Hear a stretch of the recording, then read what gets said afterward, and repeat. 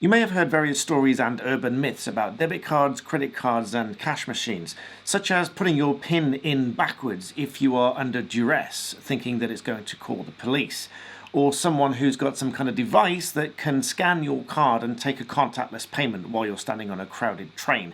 So those are the things that I'm going to talk about in this video, so you can be a little bit wiser when you're out shopping.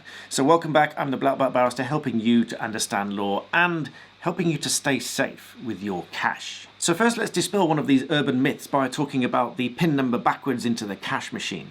Now, there is a grain of truth to this story in that it originated in 1994 with a US attorney filing a patent for such technology. But long story short, this didn't actually come to fruition, and the bank said that it just would be too difficult to implement, and most people would find it simply too difficult to remember their PIN number backwards in an intense situation. So this one, in fact, is not true. Don't rely on putting your PIN number in backwards into the cash machine. This doesn't call the police and it doesn't alert the emergency services. So this one, I'm afraid, is pure urban myth. But let's talk about some things that are very real and that you do need to be aware of.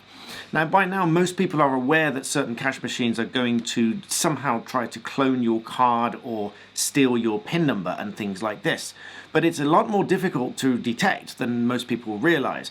Take this photograph here, for example. You can see the keypad on the top, which looks like a perfectly normal keypad if it's placed in the proper position. Plus, the card slot looks like a normal card slot when it's fixed over the normal opening. But would you really be able to tell these things if they are fixed very tightly in place onto a cash machine? You need to be very careful and check the machine before you put your card in and before you put your PIN in. Some of them, like this one here, look a lot more obvious, but still you might not notice if you're just casually using the machine and it's not at the forefront of your mind. The way you can overcome this is simply be vigilant at all times and never get complacent when you're using your card at a cash machine. Although many people have told me that they don't use cash anymore, lots of people, of course, still do. But what if the machine itself looks perfectly normal and there's nothing loose and nothing to pull off? Well, in some cases, it might be the machine itself that's trying to steal your card number and your PIN number. And that depends on where you are and what the machine is. For example, if it's a standalone machine inside some kind of shop or gaming center, then it might well be that the machine itself has been compromised, or the machine itself is just a dummy machine and simply there to steal your details.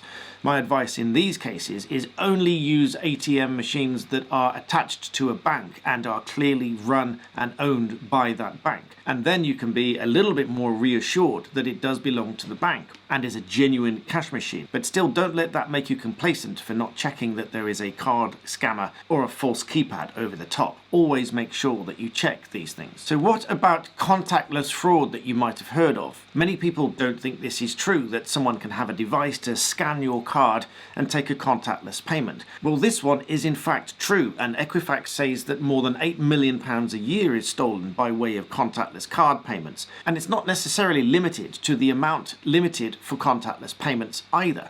It's long been the case that scammers have had the technology to override the signals going to and from the card, which effectively tells the card that the transaction was not successful and therefore tries the transaction again for multiple lots of payments taken contactlessly in communication with your card. And in any event, now that the contactless limit has been lifted in October of this year to £100 as it's been rolled out across the country, scammers might not need this more sophisticated technology to override these limits and simply take £100 anyway. Equifax provides some advice on how to avoid this contactless fraud, such as not keeping your cards in an easily accessible pocket, such as your side or your back pocket, which is where most people keep them, and lining your wallet with some kind of tinfoil or scam blocking device. You can buy lots of wallets now which are anti-scan and will prevent such scammers scanning your card. Additionally, although this one will sound more obvious, Equifax suggests don't allow anyone to take your card away to make the contactless payment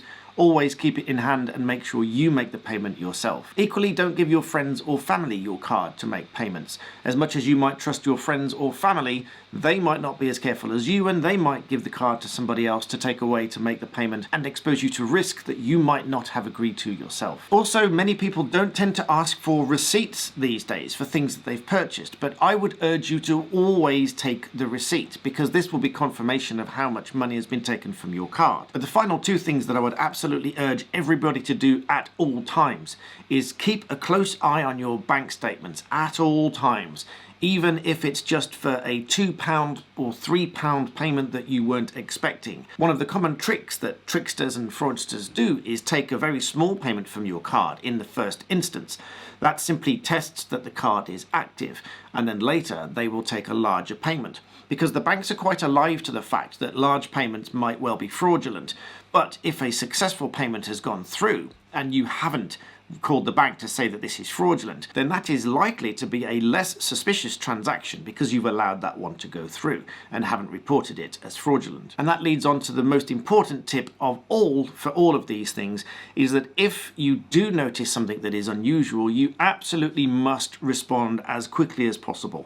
Either on the app, with many apps these days they allow you to block a card instantaneously, and or calling your bank to tell them that there's a transaction that you don't recognize. It's highly important that you tell the bank you don't recognize this transaction, not only so that you can probably get the money back, but also that they will block your card and prevent any other payments from coming out. But also you can imagine the situation if you've left it for 3 or 4 weeks and then go back to the bank and tell them that you don't recognize this transaction. Whilst most banks will probably help you to sort it out, it might be far more difficult to convince the bank that you didn't make this transaction. So again, acting promptly is a real key here. So please share this video with someone that you think might fall vulnerable to these situations. Remember to subscribe, and thanks for watching.